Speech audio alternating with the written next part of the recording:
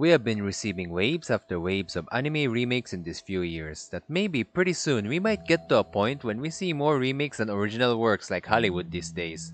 And I sincerely hope that that's not the case for anime. Well, from a business standpoint, this is understandable. The investors are more likely to greenlight a project if it's an established IP because they already have the sufficient data for them to know whether or not certain anime would sell well.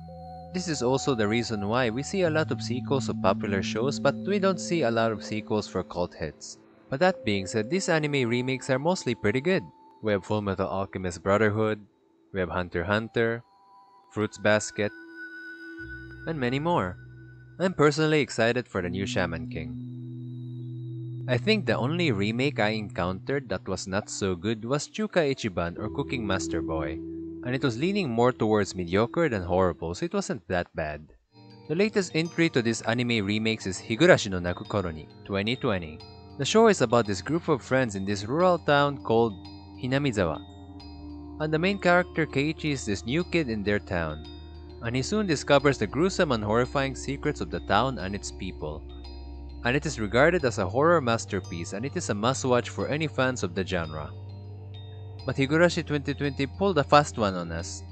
This anime has been advertising itself as a remake for months, and episode 1 was just that, a faithful retelling of the episode 1 of the original anime. However, a slight spoiler for the show, but in episode 2 we see a Rika that has survived the events of the original anime being asked to relive her nightmarish days at Hinamizawa.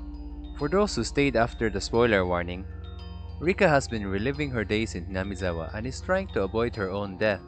But by trying to avoid her own death, the time loop that happens are drastically different each time except for a few constants, one of them being Rika's death. So basically, what this so-called remake has done is to place Rika in the beginning of the season 1's time loop.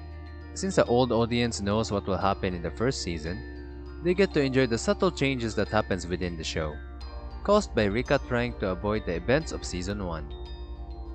But remember, this is Higurashi, so this unexpectedly causes new tragedies and it's an interesting affair. But that being said, what about the new audience? This is why Higurashi 2020 can't be considered a remake. And that makes it imperative to watch the original series just to get the full experience. This approach kinda reminds me of what they did with Final Fantasy VII Remake, where Sephiroth from Advent Children is messing with the original game's timeline, making a whole new story. Because time travel. Supposedly, the point of a remake is that since the old version hasn't aged well, they remake it to cater to the new audience, so they'll be more likely to watch the remade version rather than go back to something that they think have dated visuals. And this new eye candy also gives the old fans a reason to revisit the story as well. This being said, as a remake, Higurashi 2020 is not a good remake, because it adds too many new story elements and it essentially alienates a newer audience and make it a requirement to watch all the previous seasons just to get the full experience that is Higurashi. And this so-called remake is just made for those who have seen the previous seasons. I have a similar complaint with Fullmetal Alchemist Brotherhood. Even though it's one of my favorite anime ever, the first part of the anime suffers a bit of a pacing issue because the anime was made for people that watched the original anime. They essentially rushed the first part of the anime, making it a bit of a requirement to watch the first half of the original anime just to get the full emotional experience. That being said, should we have more remakes like this? In my opinion, if you're going to call animes like Higurashi 2020 a remake, then no. But if we're gonna call it a reimagining, or a sequel, then yes.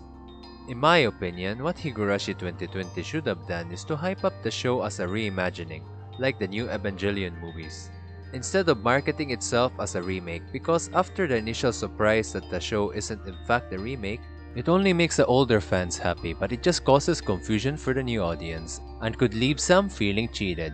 But that being said, Higurashi 2020 as a sequel is just so good. It plays with the longtime fans' knowledge of what happens, and keeps them on the edge of their seats. For example, in the original anime, Keiichi doesn't open the door for Rena, leading her to bring Mion next time she visits. But in the remake, Rika convinces Keiichi that he is being paranoid and he actually lets Rena in. And we see an entirely different scenario play out, and now we get curious on how Rika will change the other events that will happen in Hinamizawa. And it's straight up enjoyable. Well, the point I want to get at is, Anime industry, please stop with the just kidding, it's not a remake marketing style. And just tell us if you're gonna be giving us a reimagining from the get-go. Like the Evangelion movies, and we won't have a problem. In short, don't lie to your potential audience. See ya! Did you enjoy the video? If you did, please like, subscribe, hit that notification icon for more contents like this, and I'll see you guys next time.